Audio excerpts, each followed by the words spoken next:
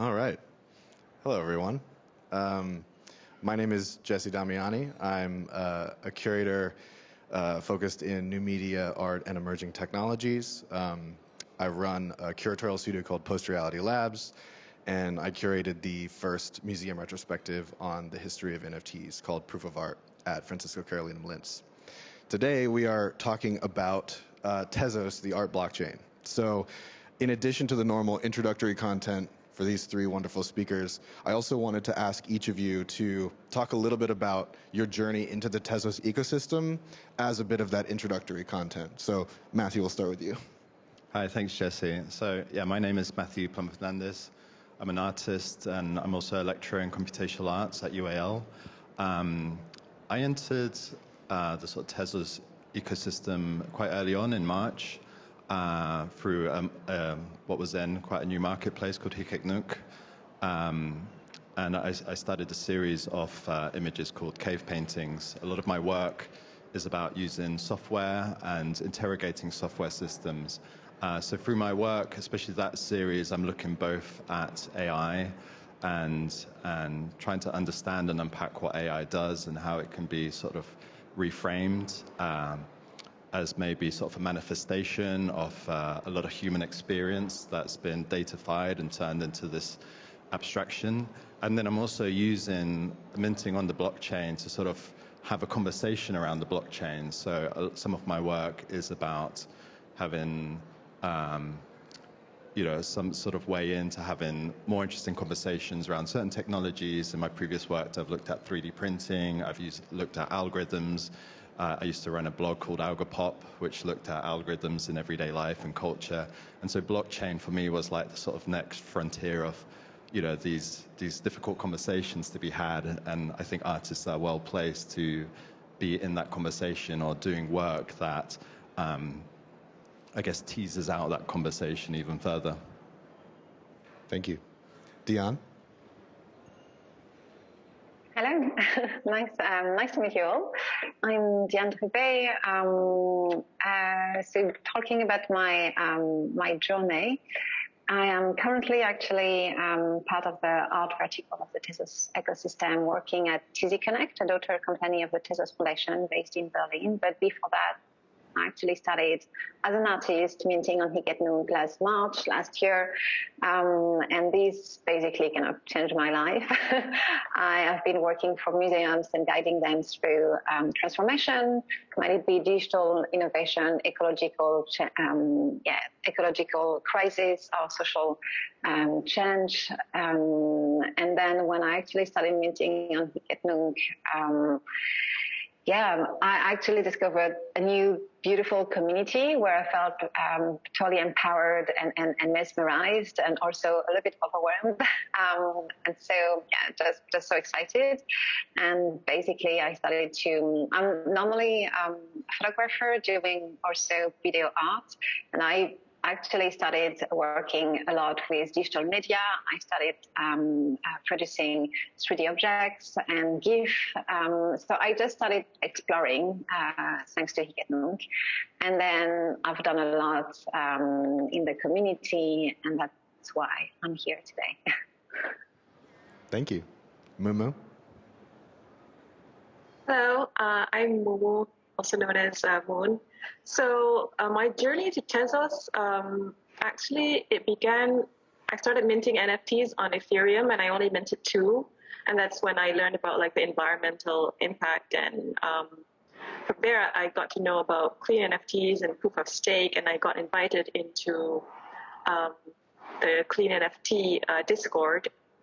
This is where I met Michelle, also known as the Bad Lament. I met several other artists and creators there, and one of them was Joanie Lemessier, and he started minting on Hicathon, and I thought it was really interesting, and it piqued my interest, so I started minting, and I really loved like the low barrier of entry and the kind of community spirit that kind of evolved throughout like whatever we did like during the early days of Hicathon, and even afterwards. Like right now, I'm working with the TEA community.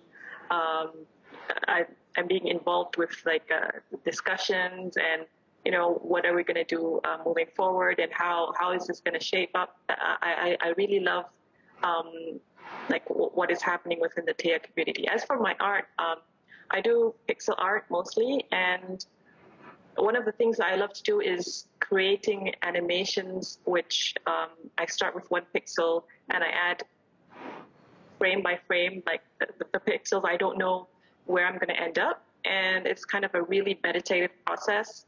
The first thing that the first kind of piece that I did that way was actually my genesis on Tezos, and I think it really inspired me to just start creating like more and exploring the ecosystem. Great, thank you. One thing that's come up in actually something in all of your answers is community, and sort of the importance of the community, particularly in terms of your sort of on-ramp into Tezos. There's a number of proof-of-stake blockchains that have token standards for NFTs, and we haven't necessarily seen the sort of aggregation of artists on those blockchains quite like we have on Tezos. So I'd love to kind of open up, and this is to anyone, if you could maybe point to some reasons why you think that sort of magnetic pull has occurred on Tezos in a way that it maybe hasn't on Cardano or Solana or others. Yeah, I think I can answer here. I think, I think we all have very different experiences that can support this conversation. But I'd say, definitely to begin with, there was very much community spirit to working in the Tezos ecosystem, because it very much felt like a grassroots movement. There was people from all sort of different places and backgrounds, especially in Brazil, and working towards building this infrastructure to support their own community of practice and their own subcultures. And I think this is manifested and carried on through with the evolution of this Tezos ecosystem, where now we're not seeing so much a singular Tezos community, we're seeing a multiplicity of communities. There's this kind of plurality of communities, everything from a generative art community building their own tools and infrastructure for generative art on FX Hash, to seeing, you know, communities of practice that revolve around pixel art or on-chain pixel art, to communities of practice that get together around environmental concerns. And so what I find really fascinating about this particular blockchain technology is that it allows for us to all sort of coexist within one system without being territorial about it. You know, you can be on a Tezos blockchain, literally like inserted into that ledger alongside communities, you know, buying pictures of otters. And we don't have to, you know, have a dispute around that. And I think that's what's really fascinating about what we're seeing now, is that sort of diversification of what we call the Tezos community. It's really a community of communities, in my opinion. If I can add something on top of that, of course, we actually see this variety of communities, and they are blooming step by step, and it's beautiful to see. But we also have events, celebrations, moments where all the different communities are actually coming together and basically celebrating art and celebrating this experimental mindset that everyone is having on Tezos. So for instance, now it's a Tezos Art Week. We had Tezos for Tezos a few months back, etc., etc. It's during these events that you see that it's really one community looking for experimentation and this laboratory, mindset and behavior. So it's definitely fragmented, but also always caring for the same thing, the art first and the experiment first, and having fun together. And I feel this is something really specific to the Tezos community as well. But Mumu, you wanted to add something else? Yeah, so for me, I think why the community is like such an important part of the Tezos community. It's what started. It was kind of just like, it was a moment. It's something that that you can't replicate. You can't, like, if you have enough funds, or if you have like celebrities or whatever, you can't replicate that magical moment of like serendipity that kind of like started it all. But what the people who kind of like from that moment, once they joined the ecosystem, building together, not just like with the artists, but the developers in the community are also very like responsive and collaborative, right? So it started out as like a niche movement, and because of the no gatekeeping kind of thing, we don't have any like exclusive platforms on Tezos, for example. We don't have like an invite only thing, and I think that really appealed to people who want to feel included, right? Because there's a lot of feelings of being left out, and feelings of, you know, you have to know the right people, and you have to be from a certain background in order to be accepted.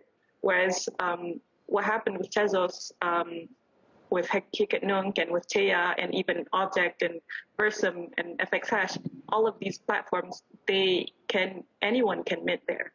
And I think that's an important part of why people love Tezos so much, because it means that you can be anybody and you can succeed. Like I'm nobody. I'm from Malaysia. I don't have any like fancy museum art backgrounds, but I've been able to have these opportunities, and it's because of this no gatekeeping within the ecosystem that I think is really important. Mumu, I'd love to pick up on something you said, and this again sort of opens to everyone, but maybe starting with you, Mumu. That Hicathon moment was a really profound moment that I think people that are newer to the ecosystem maybe don't actually know sort of what that was or what that felt like. So I'd love if we could do a little historical work here of like situating what March and April of 2021 with Hicathon kind of just felt like. You know, not necessarily like hitting exact days or anything like that, but just capturing that feeling in a little more clarity for the audience, because I think that's a really profound piece of the NFT ecosystem broadly. I think at that time, it felt like you're rediscovering the internet, right? Things weren't working perfectly, like things were breaking all the time, but we feel like we're onto something and we're in it together. And it's just like, even though it was at that time like a small group of people, there was like a fervor of like, you know, discovering the love of interacting with the internet. Again, it felt like, you know, when you first discovered the internet in the 90s, it felt like when you first made your own fan site, for example. That was the kind of feeling that we got during those early days. And I think because of that, it wasn't polished. It wasn't like a company or like a fancy thing. I think that made people want to experiment more, and that just made it fun. You know, it just made it fun.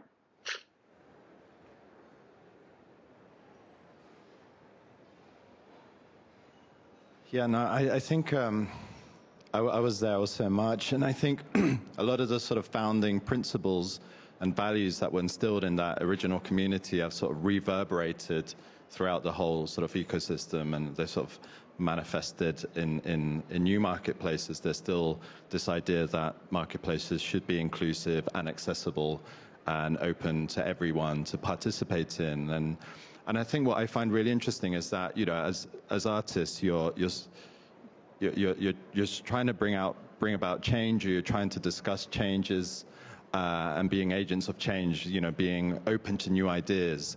And I think what's interesting is that the sort of blockchain technology of Tezos in particular sort of reflects a little bit about that, because it's a sort of blockchain that can be transformed, it can evolve, whereas some other blockchains are kind of really stuck in their versioning systems, and, you know, and they're sort of waiting for the next version to come out. Whereas blockchain is this kind of like organic transformation. There's this constant renewal about what it is as a blockchain. It's kind of this incompleteness that actually makes it really thrive. in terms of supporting art and supporting artistic ideas, we sort of get to have a little bit of say in the sort of rewriting of those rules, those underlying rules about how our work is supported and propelled forward. And I think that's what's kind of fascinating. I think Mumu says, quite rightly points out, is this kind of interaction between artists and developers, having this kind of circular, open communication about the sort of future of Tezos, which is really fascinating. It was also beautiful that everyone could help. Like, you don't need to be a developer, you don't need to have high skills or high knowledge in something. You could always help, whether it is by, writing the summaries of the live streaming that we were organized at Vertical Crypto Art and Hicathon were organizing, or is it just organizing some onboarding sessions on Discord, or is it just actually providing the first test that most artists actually needed when they started on Hicathon, just by sending a tweet to someone and then you receive your first test. Everyone could actually help and support. Everyone could find their own place without any filter, without any barrier. And everyone was contributing to the same thing. And I feel it's also something that we can feel in the Tezos ecosystem at large. Everyone is working towards the same thing at the end. And there is no discrimination. It's totally open. There is no order. That's why people are can be so utopic when they talk about decentralization, because when you feel this, when you experience this kind of moment, you feel that it's possible. You feel that all the social models are actually possible, that you can talk to each other differently, you can act, you can see things moving and changing. Last year you were saying that Tezos is self-upgradable, and it's also what we felt with Hicathon. Every 2 weeks or every month, we had a new thing popping up. Sometimes it was not working, but then the community was even more happy to actually join forces. Sometimes we had some big issues, but then it was actually just one member from the community telling, "Hey, be careful about that." And I feel it is still very benevolent and supportive.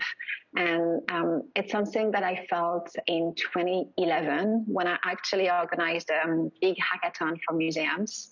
And it was basically inviting so many different people coming from so many different backgrounds, people who maybe never came in a museum, to actually hack the museum for 3 days. And, it was just like, yeah, let's do it. Let's change. Let's renew everything. Let's reinvent everything. And it felt very, very good. And I still get this feeling so many times while back in this time in 2011, when I felt it for the first time, it lasted only 6 months, and then it was more about creating a structure and then giving it to the community. It was about something else. While here, I still feel it. The Tezos Art Week, yesterday I was collecting so many NFTs, and I love to do that because it's not just it's definitely collecting art, but it's also supporting, being part of a community, and it feels good in a world which is full of crises and uncertainties.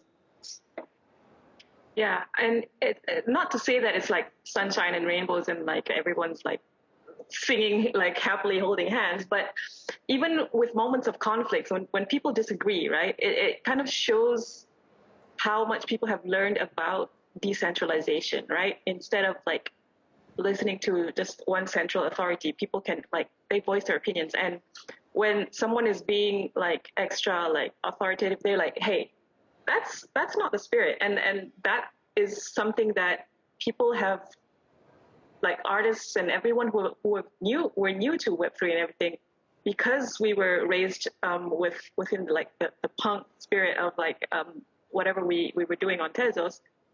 We kind of knew what it is that we're supposed to like aim towards, like what is the actual goal of like decentralization and stuff like that. So when we see something that's not right, we will voice it. And another thing is, when something goes wrong, I love that like the community or like people are always like, okay, how can I help? And for example, if someone, if something breaks, someone says, how can I help? If someone shuts down a website, like other people will be like, okay, what can we do? How can we help? So I think instead of trying to put each other down, we all just want the best for each other. And I think that kind of, it was fostered through our experiences of like, you know, all of this sharing, all this like camaraderie together. And yeah, I think that itself is something that you can't buy. One thing that's coming up as all of you are talking is with, you know, theoretically with any blockchain, you have this capacity for artists and developers to interact and sort of shape that the development of that blockchain. With Tezos and now even sort of newer proof of stake chains, you have this aspect of governance.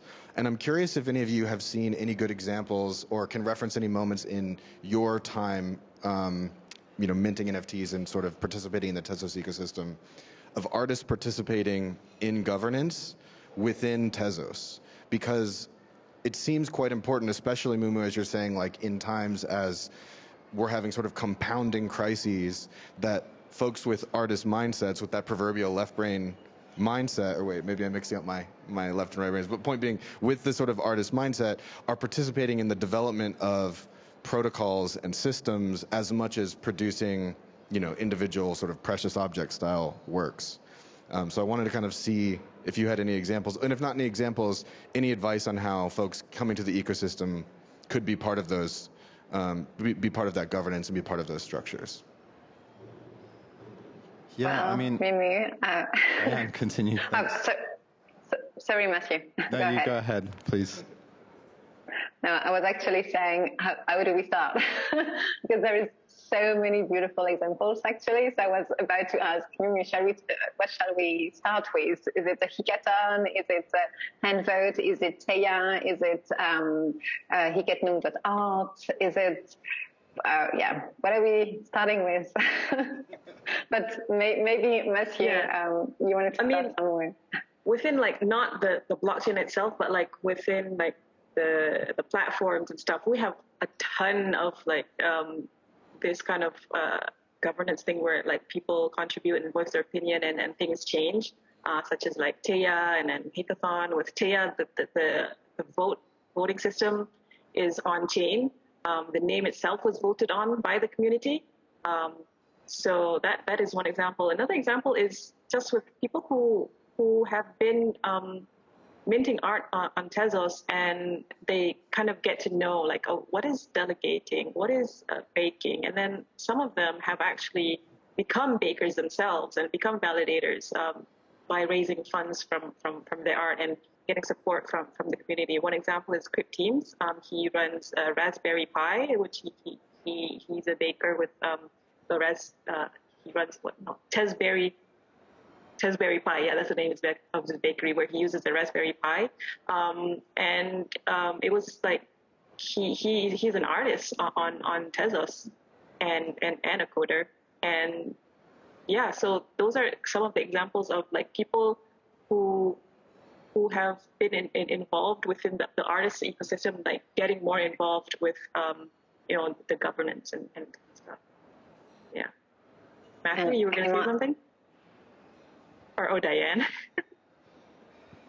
Yeah, no, I just have some comments that might be able to sort of help frame this conversation, because I think what's really fascinating is that we've spoken for 20 minutes now and we haven't once singled out any singular artist. You know, we're just constantly talking about whole groups of people that are, you know, doing in some form their artistic practice, but we kind of think of it as a collective, or we talk about it through this kind of collective spirit, and we're sort of building tools to help that collective those collective ways of working, having governance and having ways of kind of voting on the name of a marketplace, or voting, in a way, naming your own community.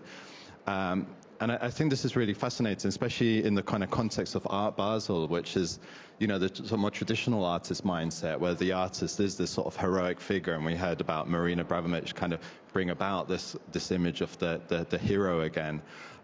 Whereas I think that is to some degree counterintuitive to what we see manifest within artistic communities that are using Web3 technologies. And I find Web3 technologies almost a bit like what Ursula Le Guin refers to as a cultural container bag. So she talks about reframing technologies as being vessels for supporting and sustaining communities, everything from like the invention of the basket to the invention of the book, the sort of ways in which we sort of preserve our culture.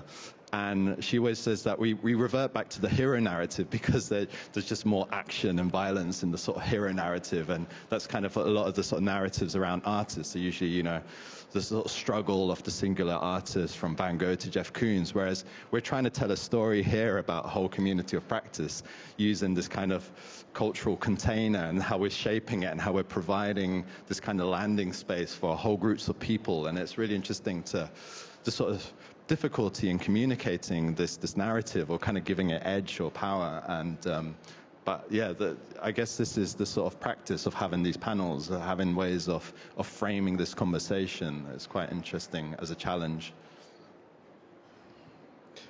Diane, I'd love to throw back to you. You brought up a number of great examples. Maybe if you could give us a little bit more context for Hicathon, and then also talk a little bit about your work with Ultra-Hen. Obviously, you're involved in myriad different things, but I think there's a sort of an echo that we could get into. Yeah, totally. But just before that, I fully agree with your point, Matthew.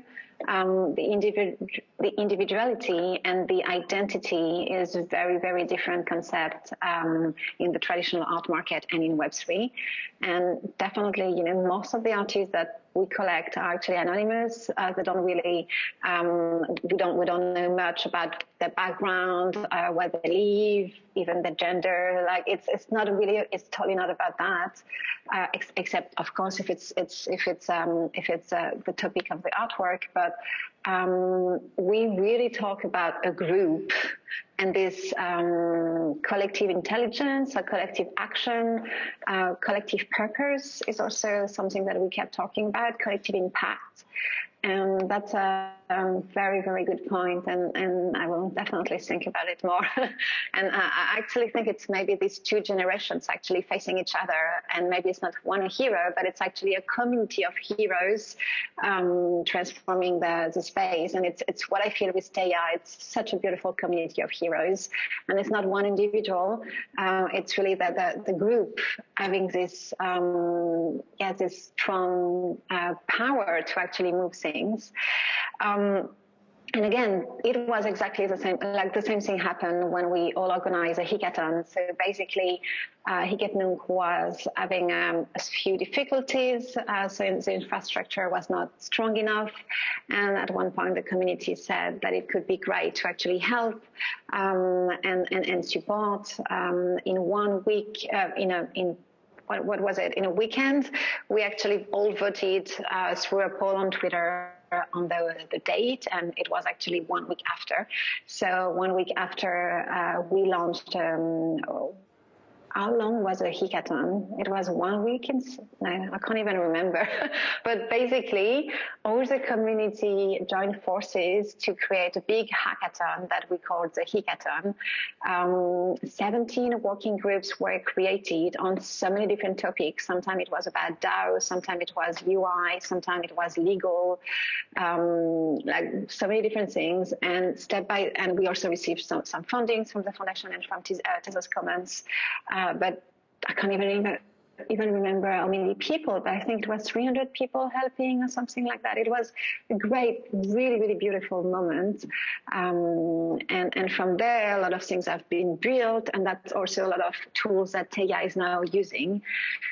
And Ultra-Hen, it came also from the same kind of same frustration, just the need to actually, the wish, the desire to actually change something. And basically, at one point on Tezos, on Hicathon, we started to see a lot of speculative behaviors. And on Tezos, of course, speculation exists, and it's and I'm not saying that it's bad, but it's not really why we are actually producing art, and it's not why we are collecting art. We collect art to support and to be part, and we produce art to share and to and also to be part of a community. So seeing all these speculative behaviors coming on Tezos made a few artists very upset, I will say, and we just wanted to basically gather and say very loudly that Tezos is about art, and what we do and on Hicathon is about art and about the artists. So we basically gathered with 20 artists, all coming from Hicathon, sometime coming from the traditional artwork, sometime not, but always having another experience before Hicathon, another artistic experience before Hicathon. And basically we created this kind of highly curated place where it's really just about the artist. So you have different stages. You see these portraits of the artist actually looking at you. Then you read the long biography. Then you discover a series. It's not about fast conception and fast production of art. It's really about slowing down and publishing producing a series. Actually, we produced every 3 months, something like that. So it's really about slowing down and highlighting the artist. Is it the kind of stories you wanted me to share? That was perfect. Yeah, thank you. I want to kind of take this next phase of the conversation as we sort of head toward the end, to kind of touch on the fact that we have entered this bear market on the sort of financial side of this question. We're all speaking very fondly of art and artist communities, but there's this inevitable sort of connection between how the financial side of how the cryptocurrency is doing relative to how the NFTs are doing, and that's not always a direct sort of that can sometimes be inverse in relationship. But there's sort of two big bucket questions that I think all sit inside one conversation. So I'm just going to kind of lob it out in the middle, and then we can just kind of poke at it. So the first part of the question is how do you think, if we can assume that given that we're in both a traditional market recession and a bear market in crypto, that we're probably we're probably in for a pretty long winter. How do you think that impacts the Tezos artist community? What dynamics do you maybe see emerging in that? And then secondly, there's this inevitable advantage that newer blockchains have over older blockchains. They of course have older blockchains have many advantages on newer blockchains, but when we think about the rise of newer proof of stake chains that offer sort of new, maybe more advantageous aspects to artists theoretically, what do you think will need to happen within the Tezos community for artists to want to continue participating as sort of fervently and excitedly and enthusiastically as they have up to now? So that's my whole big sort of a big question to all of you. I have one thing to say about the you're saying new blockchains will have this new stuff that they can offer for artists. The thing is with Tezos, we know technologically. Sorry about that. There was wind. Technologically, there's Tezos upgrade, so it's always going to be new. So whatever fancy thing that some other blockchain is doing, we can always adopt it. So that's on the technological side. But on the art side, artists will always create, whether they are in a difficult time or having a bull run, for example. We will always create. The difference is being whether we will have more time to solely dedicate ourselves to the creation, or we have to take part-time jobs, for example. And I do see some people right now, they have to take part-time jobs, and because of the bear market and the crypto crash, for example. And it might be demotivating to some, but I think because Tezos is really low cost, it wouldn't be as much of a risk whenever you want to create and mint, right? As opposed to a blockchain with higher gas fees, for example, where you will have to put in more of like whatever you earned salary to start minting. So there is that. If anyone has anything to add. Yeah, so basically for the past 3 weeks, we have never seen so many heat cells on Tezos. Like for the past 3 weeks, like the numbers are crazy. People are buying so many NFTs. They're buying for a lot as well. And actually, when you look at the numbers, Tezos is the only one actually going in the positive sense, positive direction compared to other blockchain in terms of number of transactions of NFTs. So it's actually opening up even more to the global world when we have a bear market. What I see as well is a lot of artists who have been selling a lot and also creating very strong connection between artists and also with different kind of players from the art market that are actually now starting to exhibit in galleries or starting to exhibit in fairs and in real life exhibitions as well. So yeah, NFT artists from Tezos are actually already starting to find another way of living. And also something which is very crucial and which, to my mind, will change the way the next months will be on Tezos, is that we start to see museums coming on Tezos, we start to see galleries coming on Tezos, we start to see beautiful contemporary artists like Marina Abramovic, etc., etc. So we actually, very soon, I hope, like normally in the autumn, we will be able to see on Tezos all the different players from the art market, which is providing all the different steps to the artist's journey, from the creativity, from the art collective to the museum and the permanent collection of a museum or a very famous collector, with in between the art fairs, auction houses, and galleries. So hopefully, because all the players will be actually already active and they will be using the Tezos blockchain, the rest won't actually really matter because the users will already be on the Tezos blockchain. Well, yeah. What I keep hearing is that people are going where the artists are, and today the artists are definitely on Tezos, and the artists were actually shaping and building their own home on Tezos, and that's something that takes a lot of time and care, and it's so difficult to find it again. As Mumu, you said at the beginning, like it was one time in a life, and it will be very difficult for other chains to have the same moment. Yeah, and I sort of agree with you there, Diane, and I think I can only really, I'm not an economist, so I don't really know, I can't say much to the, market forces, but I can only speak from my own experience as an artist that buying and selling art is actually a very small part of one's own art practice. That's just a small activity, a small component that's been exacerbated by participating in NFTs. However, most of one's own art practice is actually about sort of developing the art and the research. It could be through participating in panels like this, going to art fairs. It could be about teaching, or just having life experiences that you then make art about, So I feel like even though we're going from a market perspective, this is a winter. From an artist perspective, winters are an important component of the art practice. It's the time in which you make your work.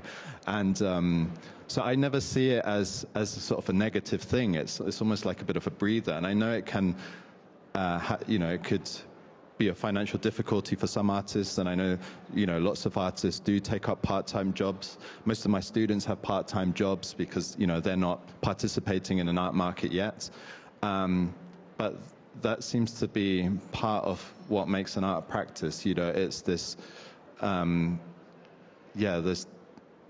this whole set of different experiences and moments in time, and it's not just about buying and selling. And I think collectors also appreciate that, I love that notion across both technologies and art, having moments where the sort of insane acceleration sort of slows and people focus on building. You mentioned your students. I'd love to really quickly like open up one other sort of dimension of this, which is, and this can go to you two as well, depending on what your interactions are with young people as it relates to NFTs on Tezos. But what's their read on this world? Are they skeptical of it? Are they excited by it?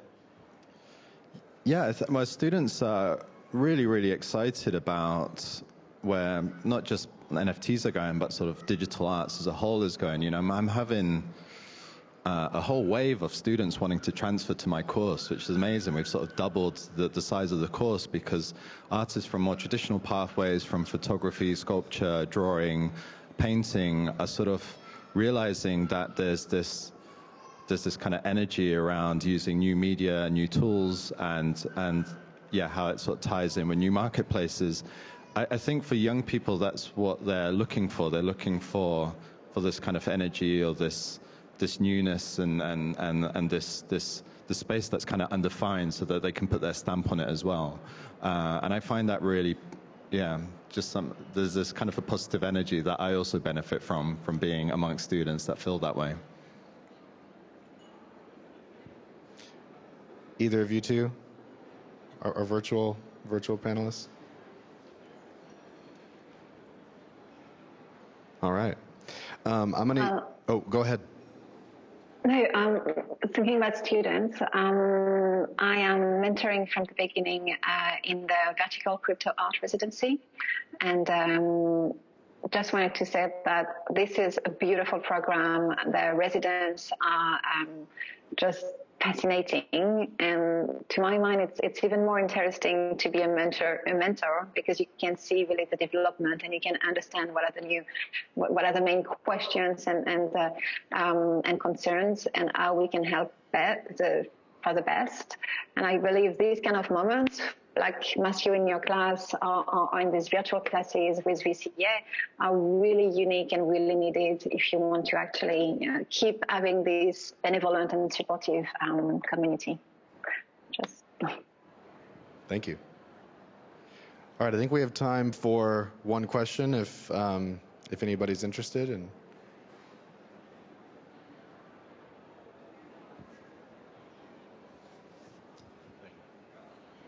yeah, I just want to say thank you so much for especially the history lesson that you all shared about the ecosystem and how Diane and Ultra-Hen and vertical crypto art and your students that you're teaching at the university, Matthew. I think that's a really important topic to bring up because a lot of people don't understand like the time and the effort and how the artists really had an impact and they made that decision, and Tezos has been supporting them as an ecosystem and the power that's behind that community. Like the word community comes up so many times here.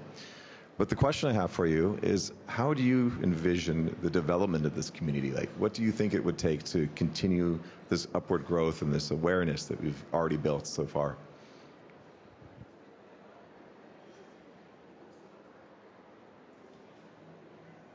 Yeah, no, I think it's really exciting that no one really fully would know the answer to that. There's like so many different directions in which it can go in, and it would likely go in very different directions simultaneously. So everything from I see more and more organized events. So, you know, instead of this being totally online thing, there's Ryan, who's asked this question, is involved in Proof of People, which is happening in Fabric in London, just to plug your event there.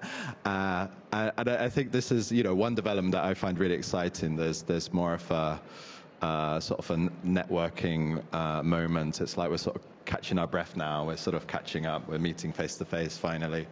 But then I also think in terms of artistic practice, I think a lot of artists are still really pushing their art forwards. You know, they're sort of using this moment to, you know, I just for instance, the rapid pace of development within like the generative art scene has just been incredible, you know, over just a few months, supported by the FX Hash community. So I'm kind of continuously surprised at just how much pace there is still at all times and in surprising ways. For Kea, we're incorporating diversity and inclusivity to make sure that like everyone can get involved. We have representatives from different countries, from marginalized communities. We have people taking care of accessibility and disability awareness. And so being able to cater to all these different groups of people means that we try to make sure that nobody is left out. Because one of the beautiful things about the Tezos community and the Tezos artist community is that people come from all over the world, from different walks of life, and it has really helped people who would have been left out otherwise. So with the community, we having those representatives and building it into the DAO, which we will have a little bit more weight for marginalized communities within the voting of the DAO. I think this will ensure that people will want to be involved, especially if you believe in like equality and stuff like that. So having this diversity and inclusivity will probably be very beneficial for the whole community. I would maybe add that I fully agree with everything that you said, Mumu, and I can't wait for this DAO to actually be set up. And yeah, just adding the fact that we need to keep having fun. It's how we all started experimenting, using this new space as a laboratory for new art practices and new art medium. We just need to still have fun and experiment, and that's also what will happen at of people in London. It will be a lot of experimentation, a lot of interactivity with the artworks, and that's what it should be about. So I'm sure like very soon we will see new marketplaces appearing and new sub-communities and new cultures, taking this fast pace. And it's good as soon as we always have fun and support each other. And that is the perfect note to end this panel on. Thank you all so much. Please join me in a round of applause for these amazing panelists. Thank you.